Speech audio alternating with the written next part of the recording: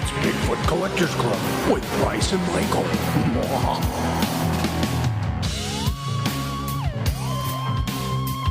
I know a ghost story or two.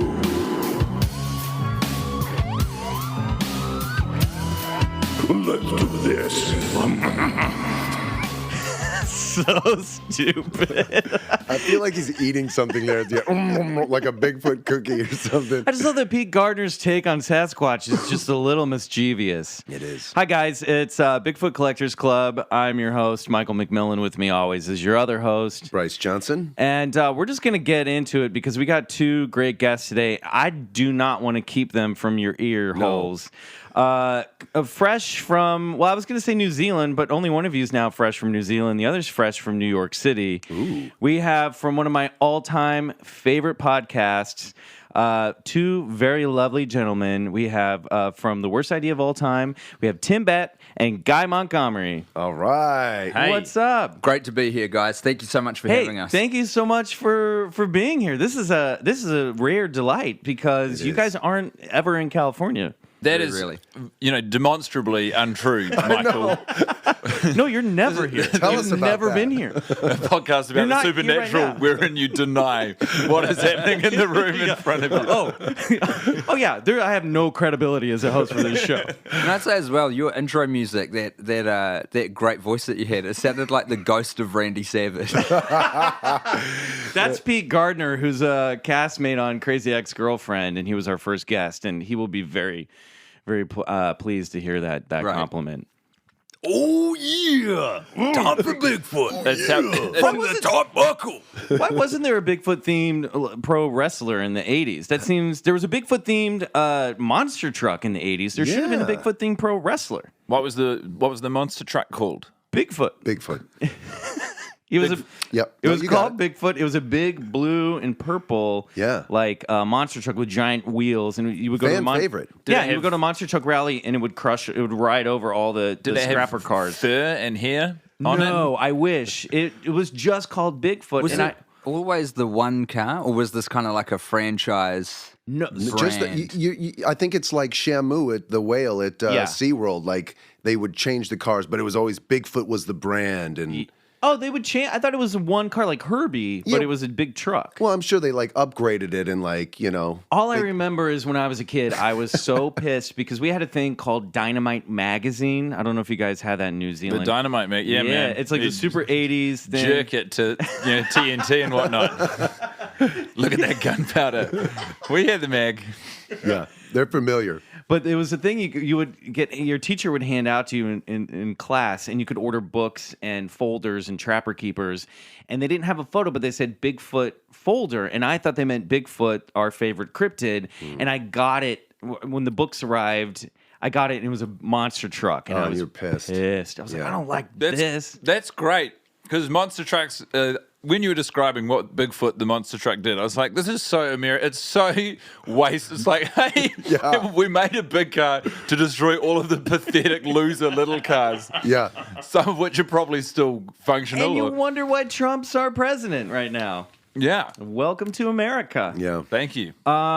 So, Bryce, I got an article from my father this week, who's clearly listening to this podcast and quietly shaming me. You got to stop. As another person whose father is, messaged to let me know I'm listening, like notes, but still he's listening. Yeah, I got, without comment, he just sent me an article that basically the headline was, scientists test Yeti DNA, find bears. Right. So he's basically just trolling that this passion of mine is it's just really about bears. That's very mean. That's very mean of your father. Yeah, I go, come on. I was like, what's up? This is a buzzkill. Right.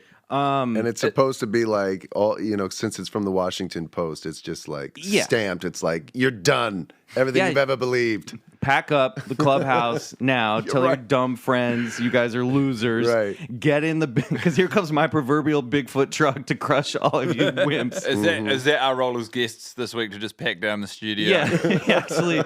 If you guys don't mind taking a few items with you on the way out. This is our we'd last one, appreciate guys. it. It's pretty much debunked now. But so I guess they did all these tests on Yeti bones and fur that they collected in Eastern Europe.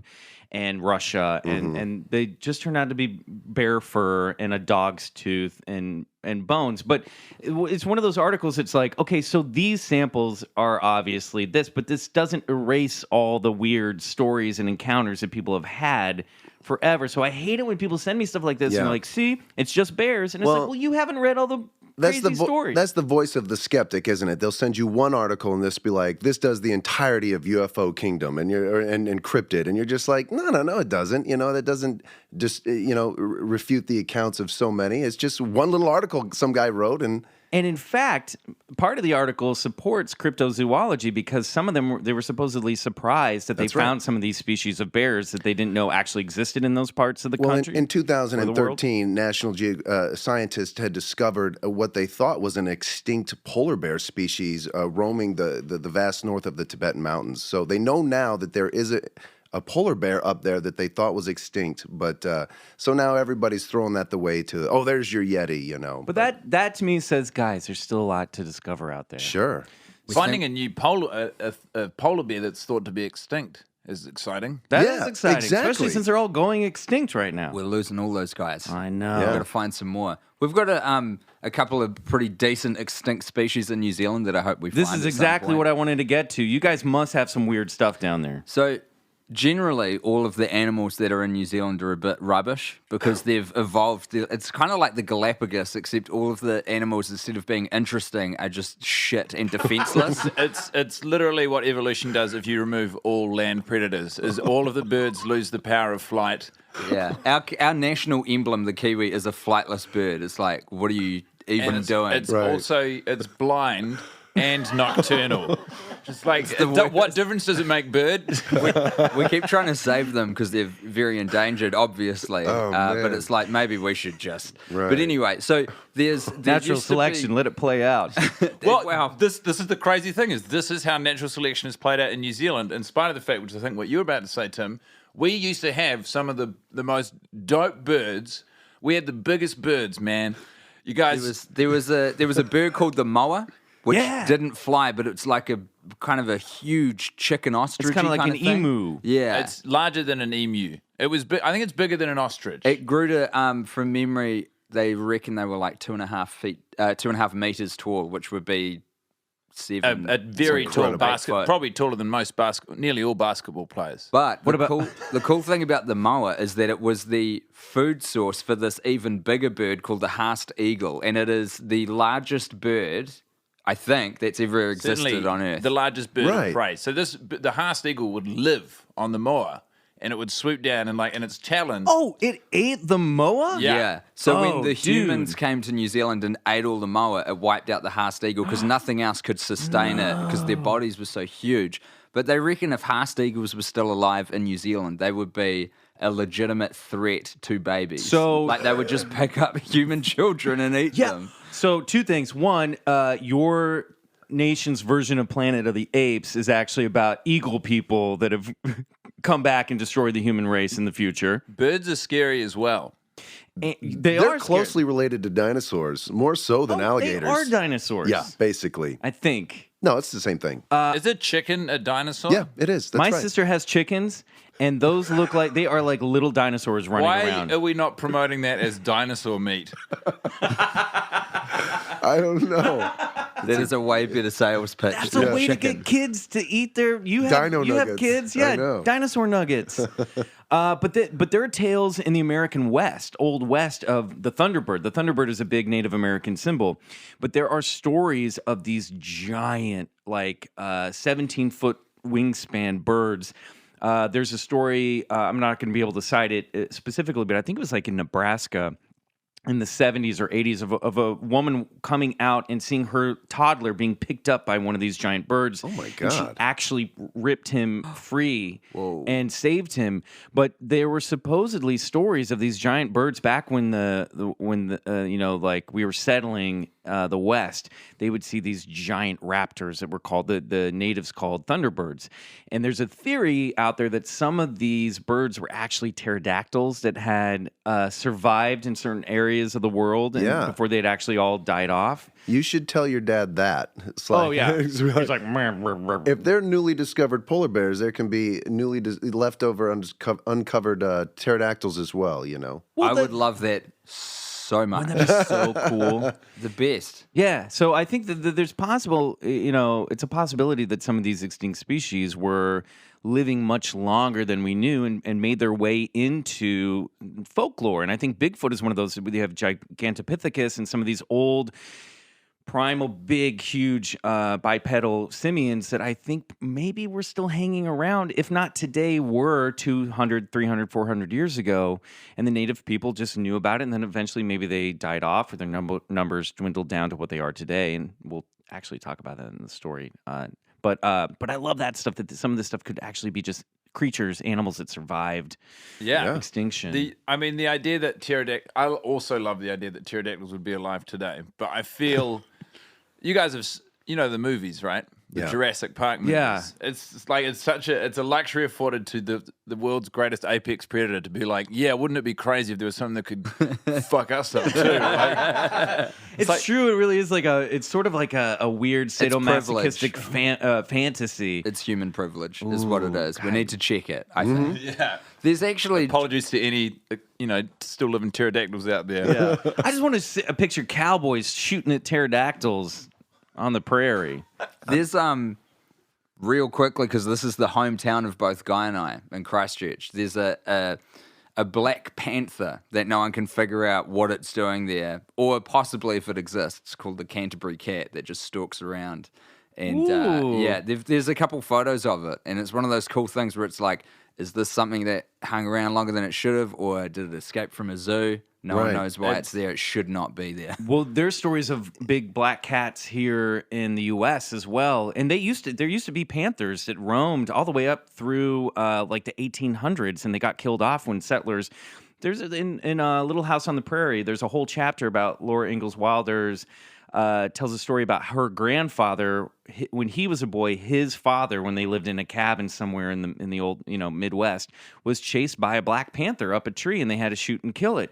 So up to 3 or 4 or 5 generations back, there were still big cats like that. But in New Zealand though, there's no history of these cats being there in the first place. But this one is the only one with enough of a groundswell of evidence to spark. Maybe it's a spirit. Maybe well, it could be. I subscribe to the theory that sometimes maybe these crypto animals can move in and out through different realities, or perhaps, sail through dimensions or something. Who knows, He could have come through a portal. Sure, why not? Or maybe he's a good swimmer. Yeah. It's unlikely. Has anybody gotten a look at the feet? Are they actually big flippers? No one has seen, there's no close-ups of the feet or the cat itself. But from the distance, you can make out a very distinct black smudge. Do you think that it's maybe a witch's familiar sending its spirit out to haunt the people of Canterbury? Quite possible. It could be. There's a wizard there. Maybe it's his. There's the Canterbury wizard. Maybe he put it You're there. burying the lead. Who's the Canterbury wizard? Oh, so we he's this guy who decided decades ago to be the official wizard of Christchurch originally, and I think he's got some sort of official title that he is the Wizard of New Zealand. And growing up, he's like an icon in Christchurch. You'd go to the Cathedral Square, and the wizard would do one of his big speeches. And whenever there's a census, he always goes out to international borders, so he's not on the books. But he casts a lot of spells. He tries to help out if there's a drought or whatever. He'll cast some rain spells and. Yeah, he's a good guy, really good guy. I was just telling Bryce and Riley in the studio before you came in that when I turn 70, I'm going to proclaim myself a wizard, and I'm going to grow a long white beard. Fantastic. And I'm just going to be an old kooky man for the final 2 decades of my life. I love that. 90? I'll go to 90. I'm probably going to go to 90. I mean, or if I'm lucky, I don't think I'm going to. I did some real hard living in high school. I don't think I got an extra. I don't think I'm going to make it to 100. That's a freebie. Anything before 21 is you bounce back. Yeah. That's fine. Doesn't count. Oh my gosh. So you guys have no paranormal experiences of your own. You've never had anything spooky happen or seen weird lights in the sky? I've had that as a kid. All right, great.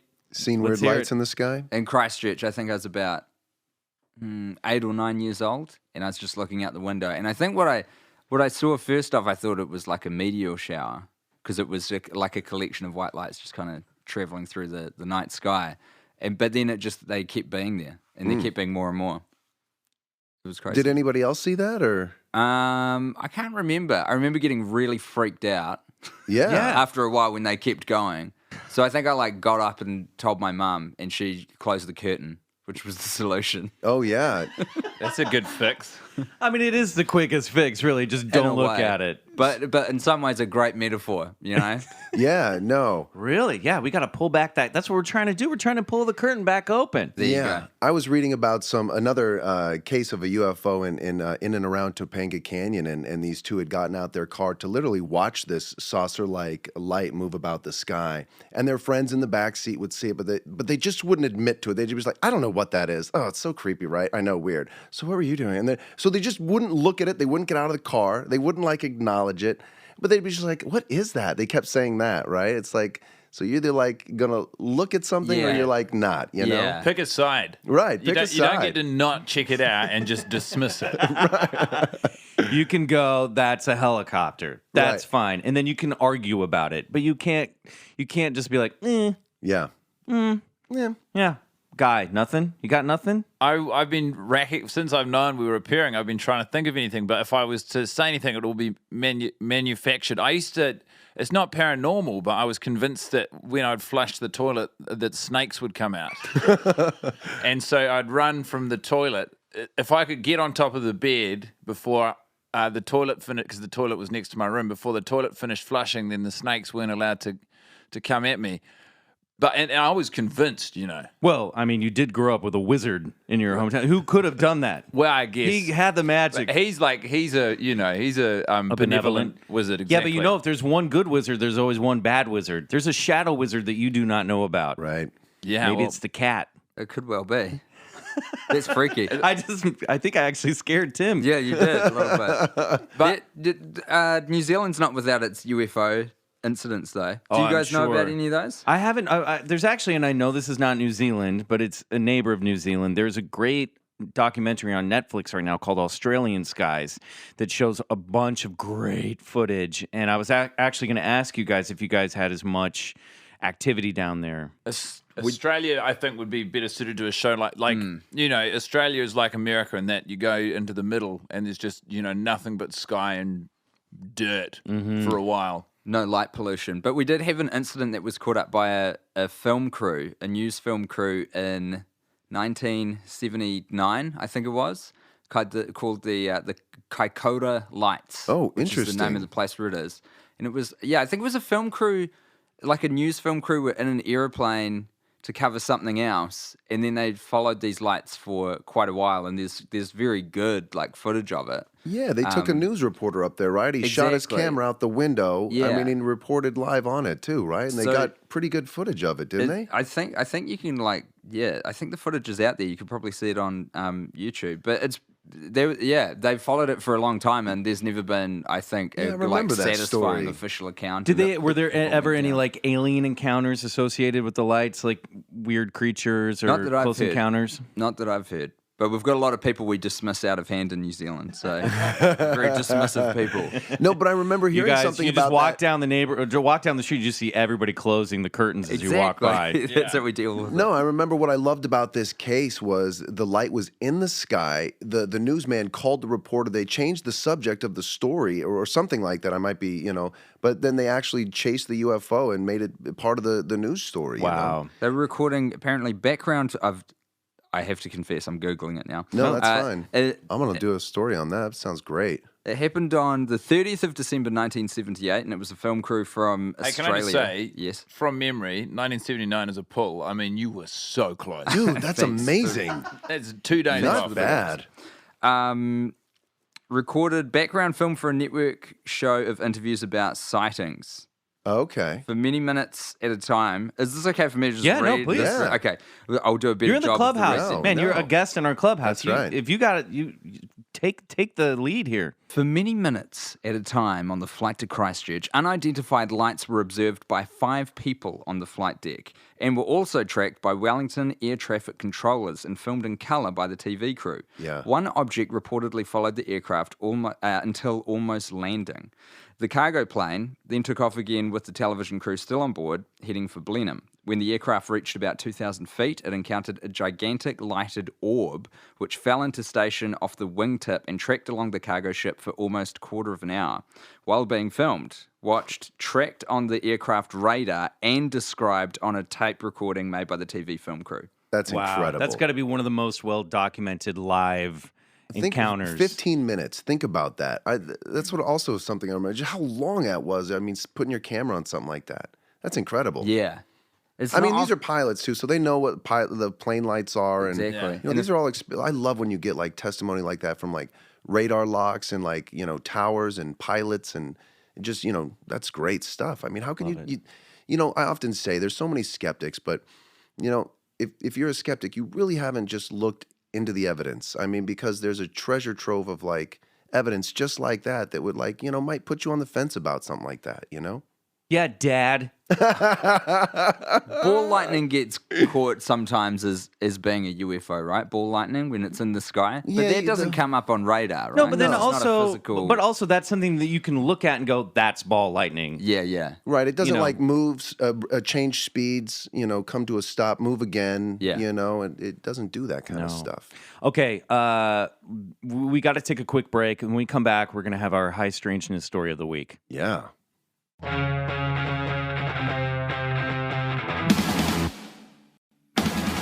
Hey, we're back. We're back, and it's time for high strangeness. Yes. Oh man, I love. First of all, Tim and Guy are sitting here on the couch. They've got their trail mix.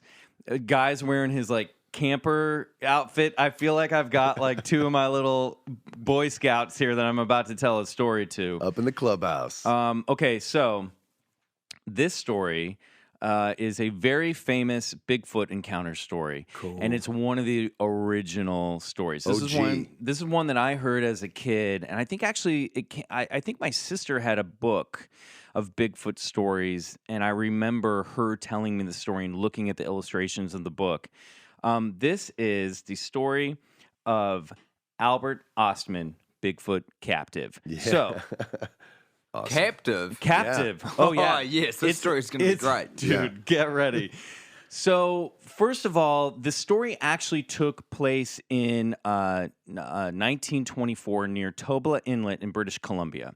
And this is out in the middle of nowhere. Yeah, my wife's from there. It is like really? desolate and she's from British Columbia, Vancouver, but I mean, it's woods up there. If Bigfoot's going to live somewhere, Right. it's going to live up there. Yeah. It's beautiful climate too. It's amazing. Great opportunity to build Great a nice bud. house. Yeah. Great bud. Yeah. Everything you need. Yeah, Bigfoot's got some access and some real dank weed. That stank is good. Anyway, sorry. And there's lots of great British Columbia Bigfoot stories and encounters. And while this took place, this is interesting because it took place in 1924, and Albert Ostman did not report it until the late 50s when other stories started coming out. There was a guy named William Rowe, I believe, who had an encounter in 1957 where he'd seen a female Bigfoot, and he had his gun on her, and he couldn't shoot her because she looked too human. And it kind of broke his heart, but he was like, I could shoot this thing right now, and he supposedly let it go. And Rowe's story became very popular that that Albert Ostman, after over 30 years, decided, okay, well, I'll tell my story now. And Ostman he was a woodsman. He was an experienced woodsman. He had worked in construction and logging.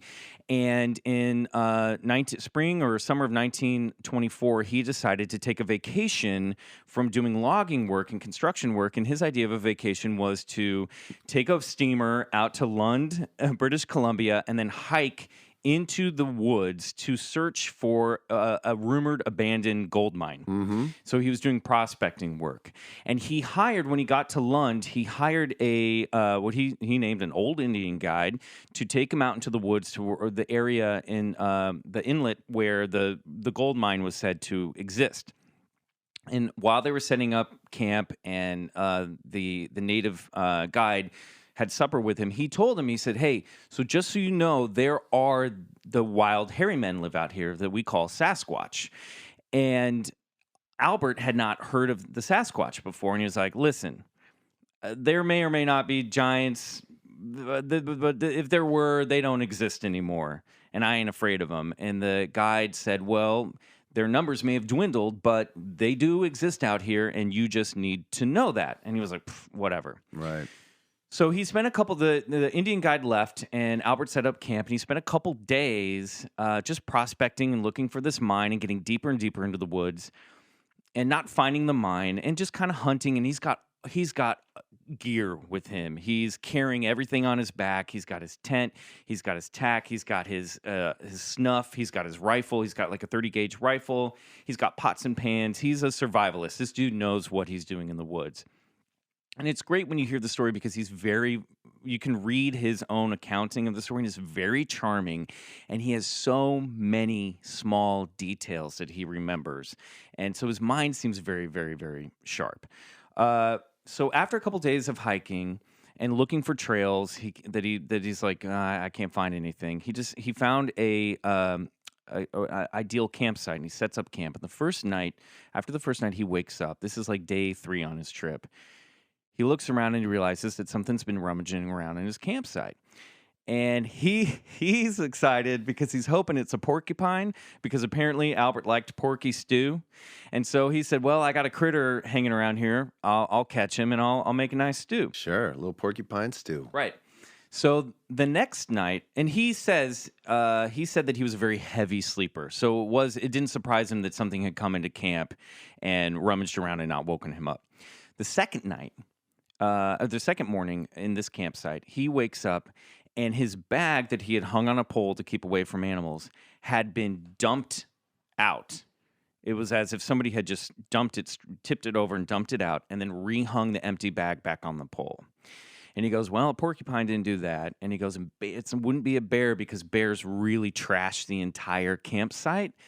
He's like, I got a visitor, and I don't know what this is. And he goes, well, I'm going to stake out my spot. And, of course, old Albert, he's just such a heavy sleeper. He falls asleep again. He can't make it through the night, falls asleep. So after the third night, in the middle of the night, he wakes up to the sensation of being carried in his sleeping bag. Yeah.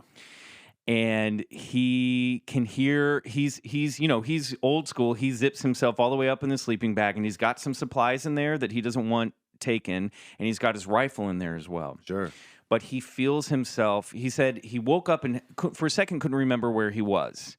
And then he was like, oh, right, okay, I'm prospecting in the woods. But he is like upside down with his boots twisted in on his ankle, bobbing along, hitting bushes, and he hears something grunting and carrying him. Mm-hmm.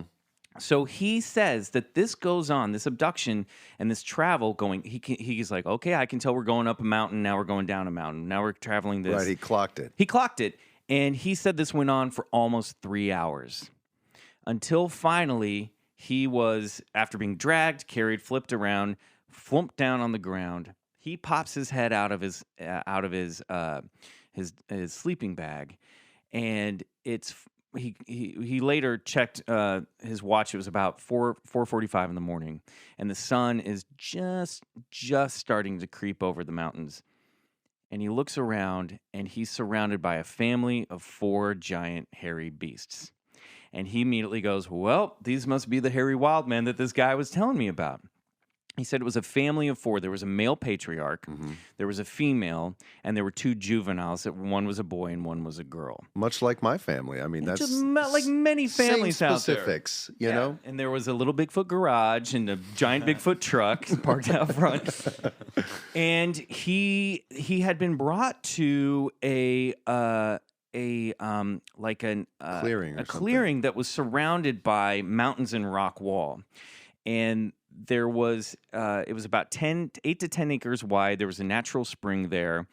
And so it was this butte almost, where there was like one way in through the rock, through the mountain walls, and he could see that on the other side of where he was.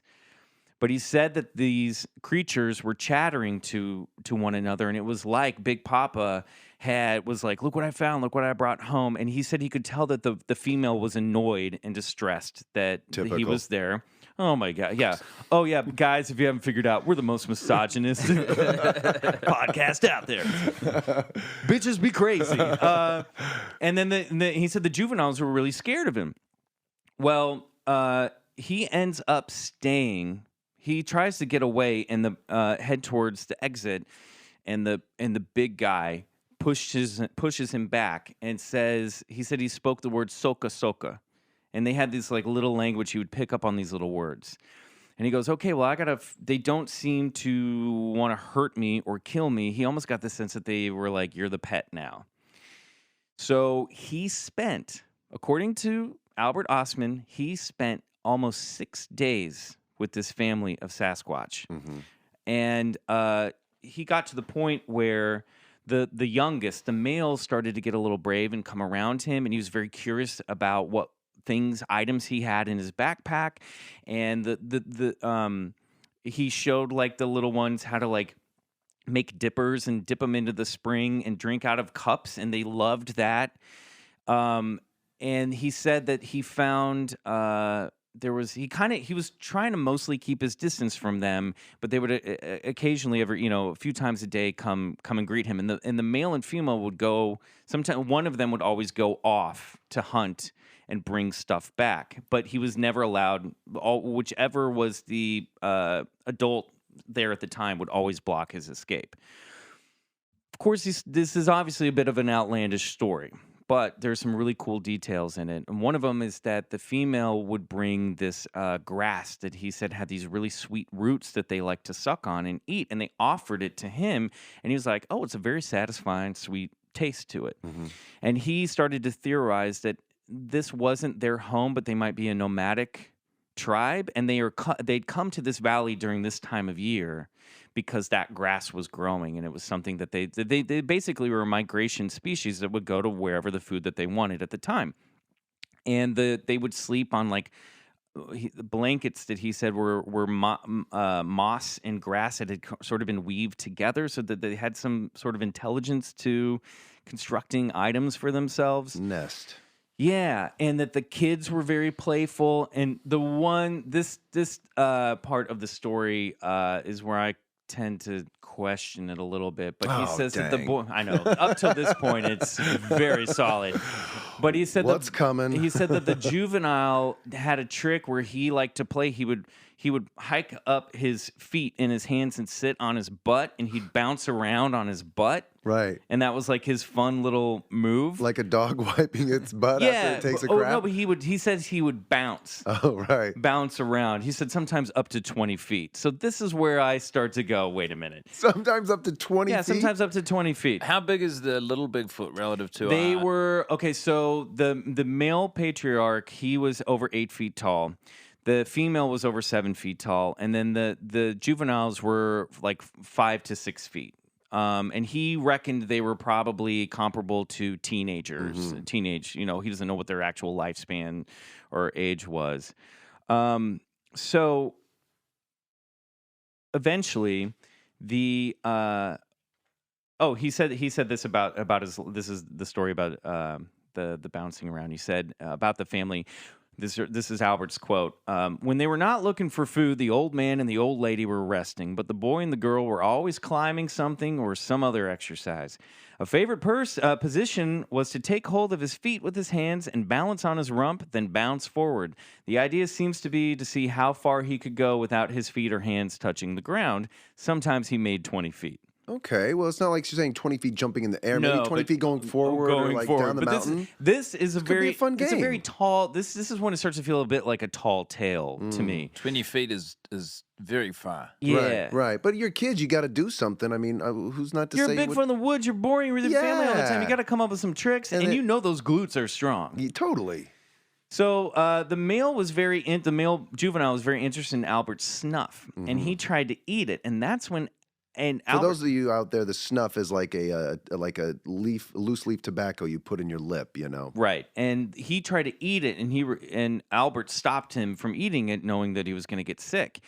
And he realized, well, wait a minute. Okay, so I'm trying to get back out of here because by the way, his natural his food supply that he had brought with him was dwindling, and he knew that he was running out. He was going to be basically now living off the land with these creatures if he didn't get away anytime soon. So he hatched a plan wherein he one evening while making coffee, Albert. He pretended that his meal was super delicious. And he's like, delicious coffee. Oh, yummy, yummy, yummy. And the Papa Bigfoot got interested in what he was consuming. And he would come over and he gave the Papa Bigfoot the coffee. And he said he drank it down and drank all the dregs. And then Albert pretended to eat the snuff. And the Papa Bigfoot took it away from him and he licked the snuff tin clean. And he said within minutes, his eyes started rolling and he started grabbing his tummy and falling down to the ground. Albert grabs his rifle. He grabs everything. And the reason why he didn't fire at these things was he only had 6 rounds with him. And he was worried about causing something that would, lead to his death. He's got 4 of these giant things. If he can't kill them all, he may not survive. So he didn't want to. Also, he started to respect that there was something human about them.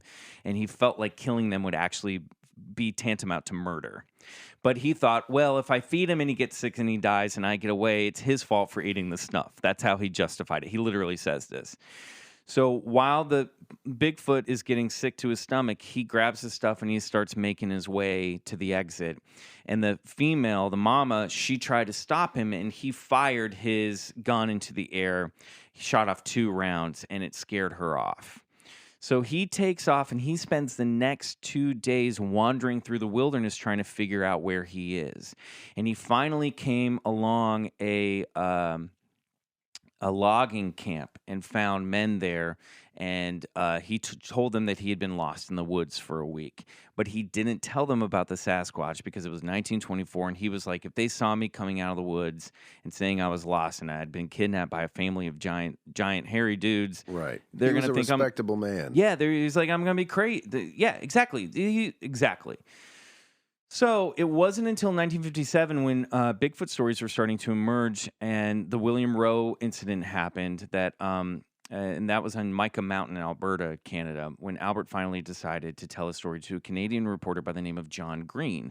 And John Green was sort of an early cryptozoologist. He was a journalist who got into these stories of Bigfoot. He went on to write a few books about Bigfoot, some of the early ones in the 50s. And this is all taking place right now, 10 years before the Robertson or the Patterson-Gimlin film is even shot.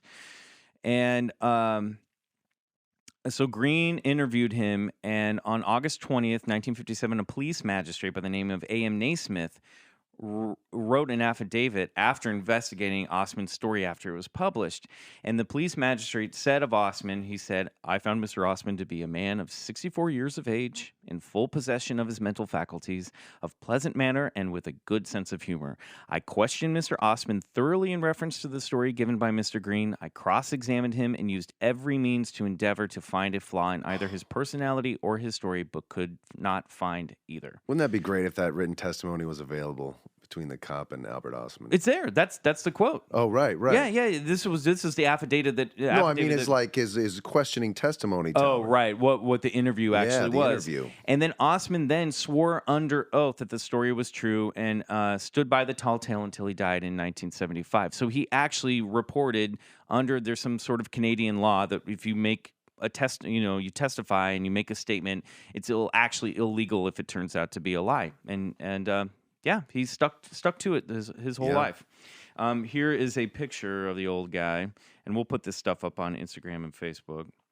So did you say that this is him? I don't believe that's John Green. I'm not sure who he's speaking to there, but on the right is Ostman. He came forward in light of other stories that started happening. Because once the other stories came out, and he decided, well, maybe it's time I tell my tale. It wasn't just one story. It was like foot tracks were being found, and like other newspapers were reporting on it. Because the forest was starting to get really developed over those 3 or 4 decades, and so more loggers, are driving them out. They're seeing the tracks, and more stuff is happening as they migrated further and further into, as humans industry migrated further and further into the Canadian wilderness. Some of this stuff started. This is why this is all happening in the 50s, because it's just that point where industry is really starting to get into nature.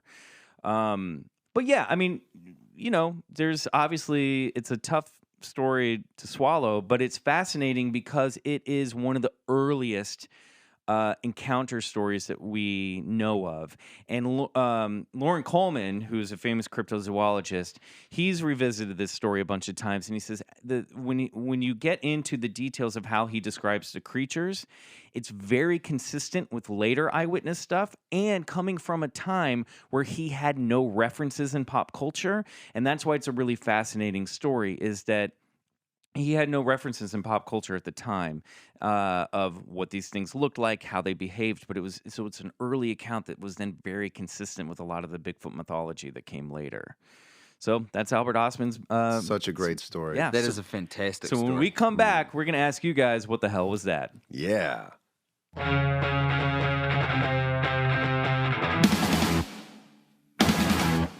And we're back, Bigfoot Collectors Club, and now it's the time of the show where we ask our guests. Where we ask our guests to figure out. Figure this out. What the hell Validate was that? us. Right.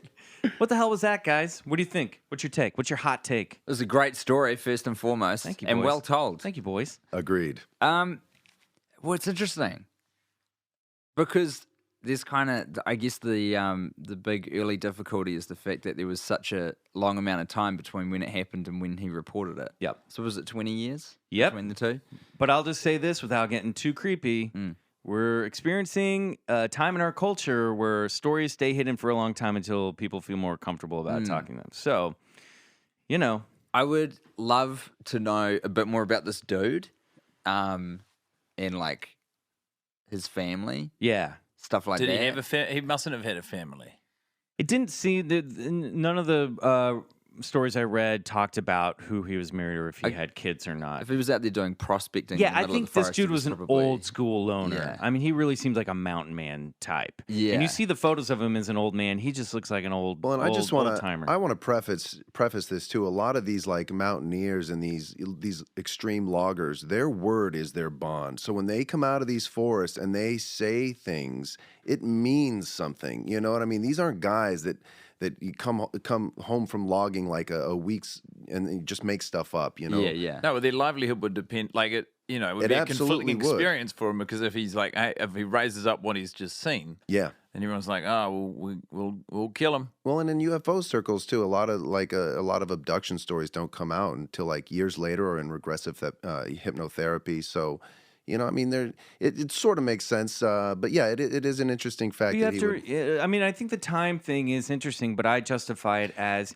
at the time he had no reference point for any of this stuff, and he didn't want to look crazy. I wanna and make this a- is it's also a time period where it's like you don't stick your neck out and Yeah. make a fool of yourself.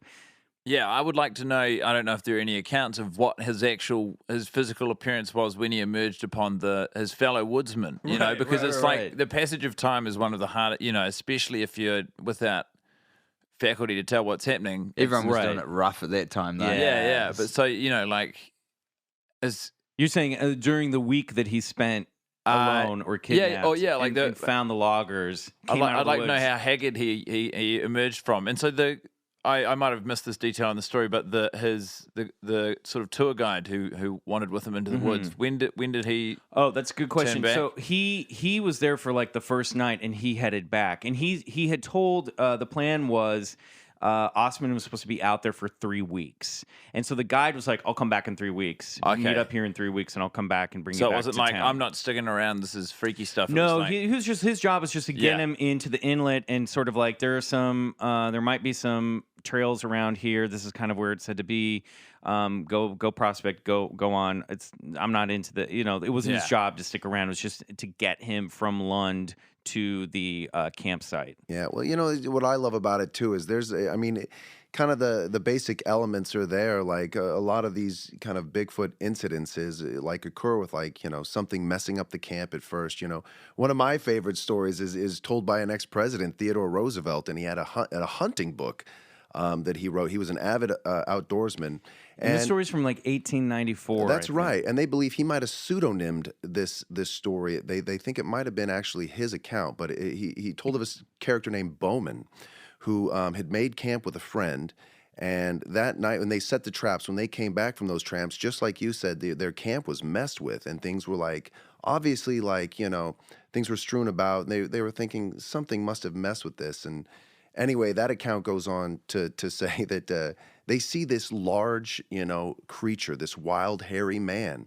And, oh my gosh, there was somebody at the stairs. It's a beautiful lady. Okay, but whew, that was pretty scary there for a sec. But anyway, and so he accounts it. They went to go check the traps again. They were getting quite spooked about it. The next morning, they came back and it had happened again. One more time he went out. They're like, let's get out of here.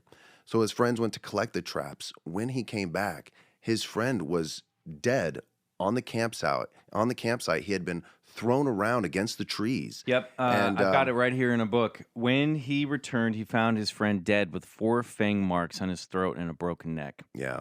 Bauman never got a good look at the beast, and the violent encounter runs counter to most modern descriptions of the gentle giant. Nonetheless, Roosevelt's recounting stands as one of the earliest depictions of a Sasquatch-like entity in the U.S. Yeah, I think he referred to it as a goblin. Yeah, that's right.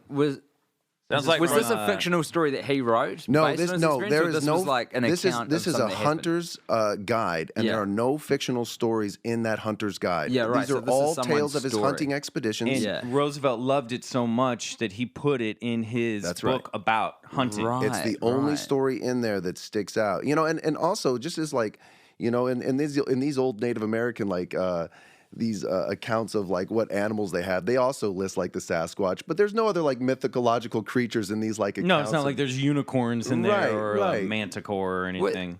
Traditionally, Yeah. generally speaking, most people seem to have accounts of Sasquatch being quite not like friendly, but non-violent, right? Yeah, we seem to be exploring otherwise on this show. Well, but they do seem territorial. Yeah, Right. The Patterson Gimlin film, we think that was a female who was protecting her young in that area, and she was kind of telling them to back off because that was her stomping ground, so to speak. Yeah. Is the Patterson film not that really super famous one? Yeah, that's that That's what we did in our first 1967 one episode. where it's that big, and they think it's a female creature because it has the large, pendulous breasts, and she's walking across the sandbar, and she gives the look back, and still to this day, I think one of the best pieces of photographic evidence of something in Didn't the the woods. dude claim that he was like part of a special effect? Look at how angry Bryce's face oh, got. no, I didn't- No, He no, got he didn't so mad. look angry. He didn't look angry. No. Well, a lot of people came forward and be like, "Oh, I was in that suit. Oh, I made that suit. Oh no, that was a suit." So there's a lot of been claims that Right. I think have been very well debunked by their. There's Bigfooters out there that do a great job at debunking these guys' story. And look, the main guy, his name, who said he was in the suit, and yes, his walk does look pretty close to that. But if you look at picture of him, and his name is Bob Hieronymus. If you look at a picture of him when he at that time in 1967, he's like a 90-pound sack wet. So I mean, it's Right. like he's a skinny guy. He's not going to get in that suit and have the buttocks and those thighs. Oh, and he said, "Oh, and we put on shoulder pads and a football helmet too." And it's like, I don't think so, buddy. Yeah, fuck you, Bob. Yeah,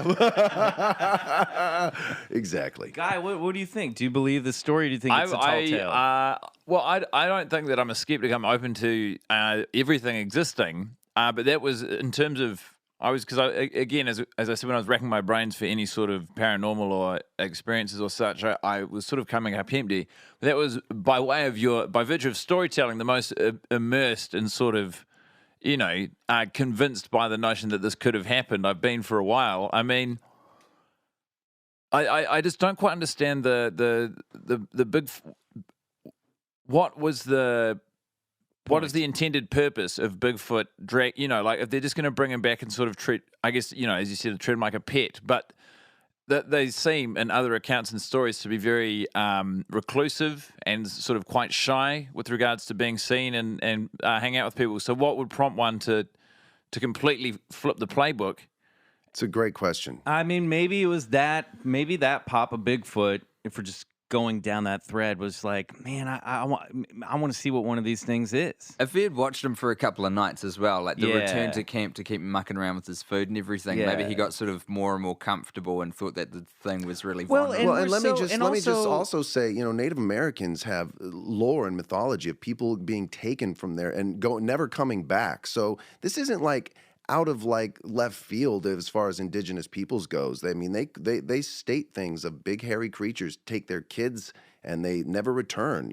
So it's not the first account of like a large hairy abduction. creature taking someone abducting someone. I guess because he does escape at the end of the story, doesn't he? It's not like they go, okay, we've had our fun with you. You're free to go home. Yeah, Yeah. no, he was not allowed And to leave. to add to this snuff thing, I was just shooting something where I had to play a character who smoked, and 2 or 3 or 4 drags of that cigarette, and I used to be small, but I went white, and I was on the ground. I could not move, and I was like, I literally think I like, tried dip once in like high school or So I college. know and what it's that's the like. Grossest thing. you're done, you're out. Oh. Yeah. And you don't care if your human pet If you escapes. ate an entire tin of that stuff, you cleaned it out. He said he licked it clean. Right. It's interesting as well. Like I just finished reading this book called *Sapiens*, which kind of tracks the whole history of humankind, basically from our evolutionary start point, and it talks a lot about when we were scavengers, so pre-agricultural revolution, which from memory was like I think it was like 13,000 years ago. But up until So it's then, probably 12,999. He's been proved close. Yeah, That's exactly.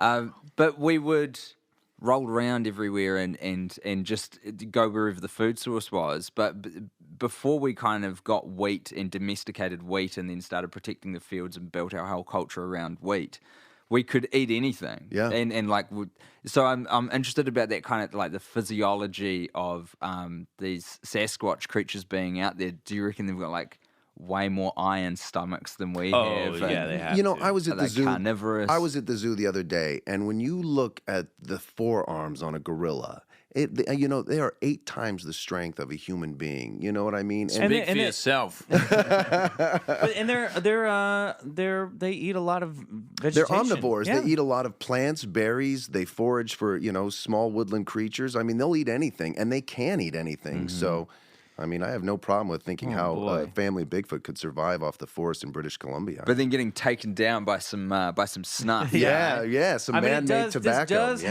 have this whole story has the ring of a good grandfather's yarn, and so there might be embellishments in this story, I think, as well. But I don't know.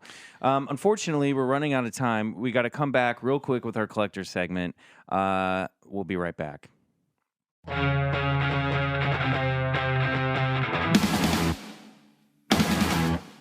Welcome back, Bigfoot Collectors Club. We're in the studio with Tim, Batt, and Guy Montgomery. Guys, it is a collectors club. Did you guys ever collect anything?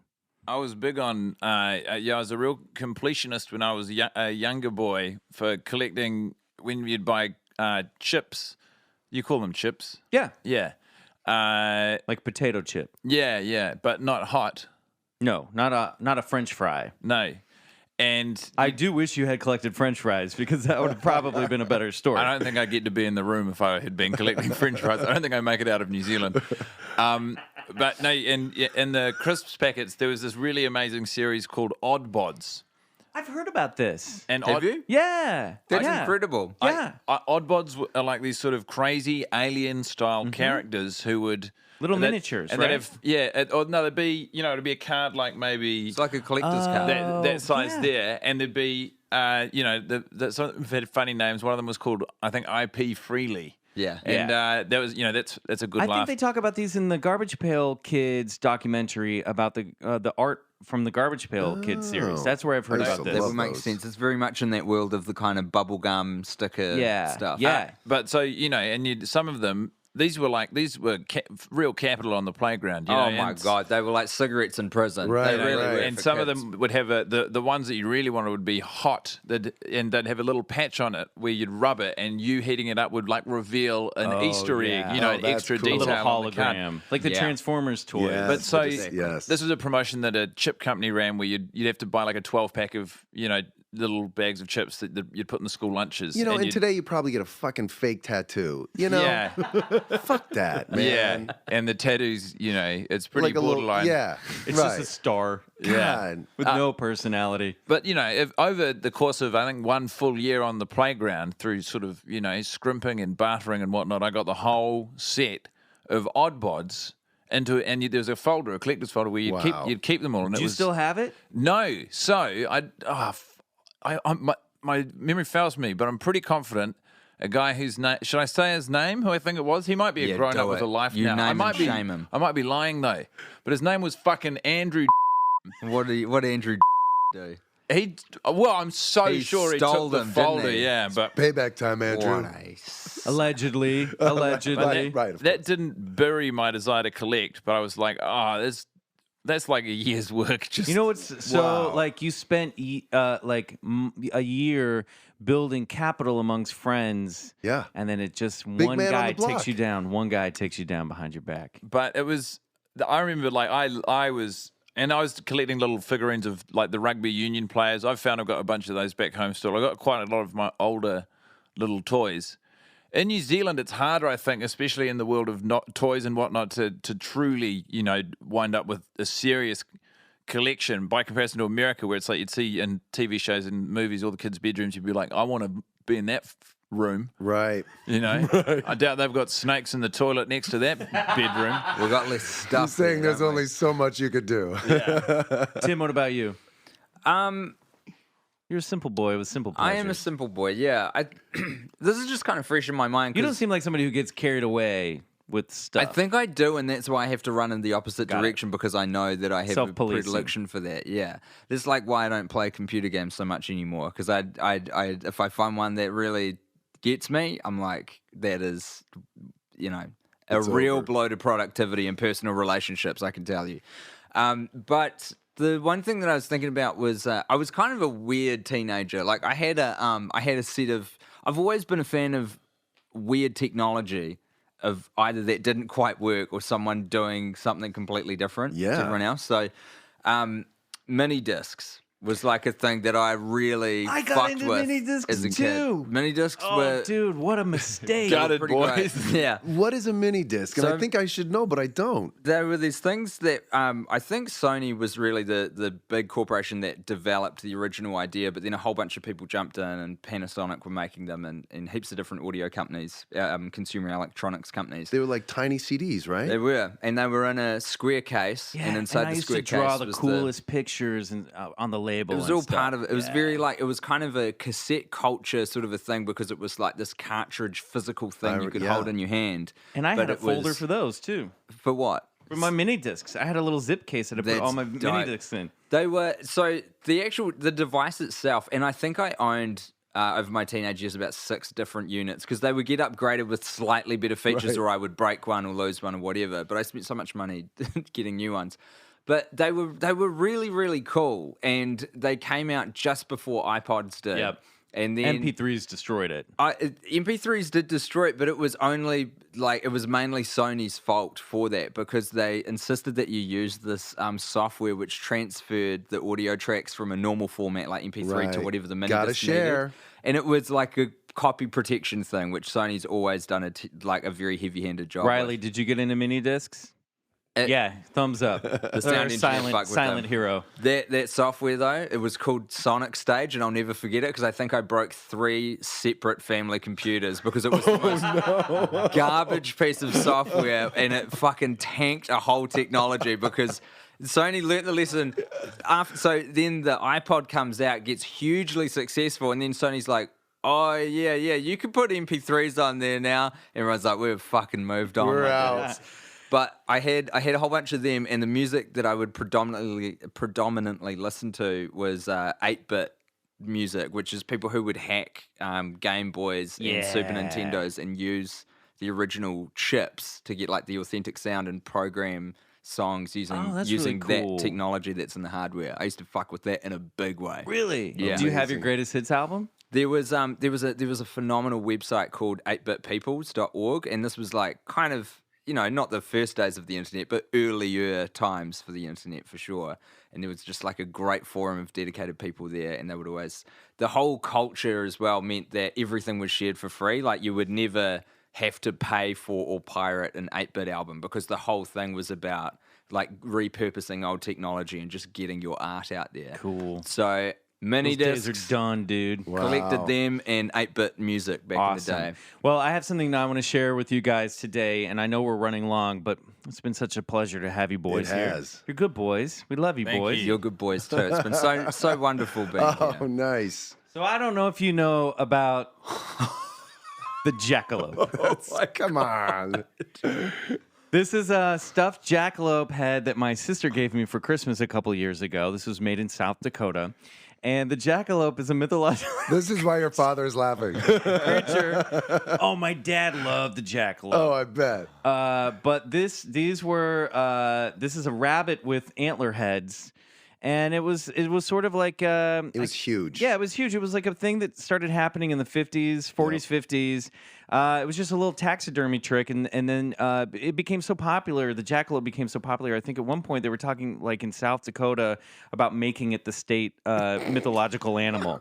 Wow. Didn't it have it had its own cartoon series or two, something? too, Yeah, right? so there you can go on the internet and find all these photographs of jackalopes in the wild, and they would sell them at truck stops and little souvenir stops along the freeways, and trick, it'd be It's kind of a thing so where cool. passengers would be like, "Do these things really exist?" And they'd be like, "Oh yeah, it's a jackalope."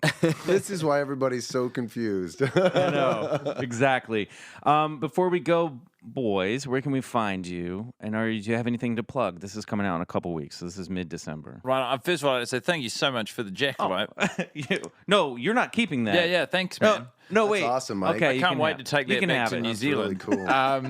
No, I am. Customs will have a bloody field day trying to It's get the that new thing back knife. in. You can make that the new knife. If you listen to their podcast, you know what I'm saying. So I am on Twitter and Instagram at guy_Mont, and everything I do of interest or note will probably appear there at some point. So that's sort of a free one. And the worst idea of all time is now done.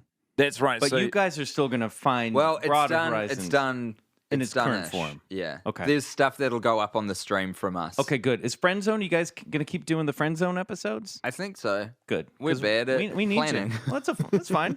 yeah, you're forcing us to make plans on Yeah. the fly right now. And I am on Twitter, Tim_Batt, BATT, and I've got a comedian page on Facebook where I do gigs and stuff, but I'm in New Zealand. So, I mean, chances are I'm just playing the Guys, numbers game here. we have listeners in New Zealand. We do. We Well, do. then I've come and seen the fucking see me at demographics. the There's Classic yeah. in Auckland. Plug away. some yeah, point. go to Auckland. I want to come visit you guys. Well, you're not there anymore. You're in New York, guys. So, but I'm gonna come. I want to come to New Zealand sometime. And Yeah, you're going to stay in my spare room. yeah, It's baby, going to be great. Let's do it. I've stayed in there. It's good to go. Bryce, where can people find you? At Twitter, at Bryce O. Johnson, and on Instagram at Mr. Bryce Johnson. Great. And I'm at McMills on everything. And before we go, I want to thank always our beautiful and silent sound engineer, Riley Bray. Yeah. And I want to thank Suneaters, the band, and Lotuspool Records for our music from the song Come Alone. Awesome. Bye, guys. Thank Bye, guys. you. That was Thanks again, amazing. guys. Thanks, boys. It's so fun. Thank you.